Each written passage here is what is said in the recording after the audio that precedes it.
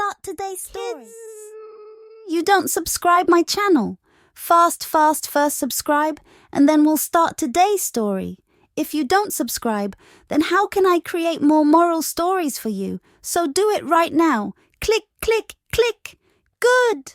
Let's start today's story. Long ago, in a beautiful forest, there lived a large and majestic bear named Bobby. Bobby was known throughout the forest for his size and strength, but he was also known for his kind heart and willingness to help others. One day, while wandering through the forest, Bobby came across a well-traveled path that led to a bustling city. Curious, he decided to follow the path and see what the city had to offer. As Bobby reached the city, he noticed a group of bees coming out of a hollow tree. It piqued his interest because Bobby had a sweet tooth and loved honey. He approached the bees and asked, "Hello, what are you all doing here?"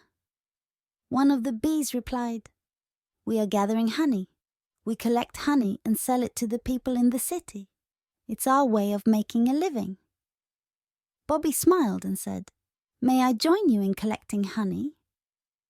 The bees were surprised but agreed, seeing the opportunity to have some extra help. From that day on, Bobby worked diligently alongside the bees to gather honey. He was strong and able to reach high branches where the sweetest honey was hidden. His gentle nature also helped the bees feel at ease working with him. After some time, the bees and Bobby had collected a substantial amount of honey. They had filled a large container with the golden liquid. Now it was time to sell the honey.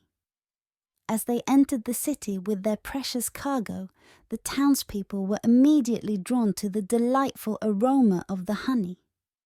They gathered around and exclaimed, "Wow!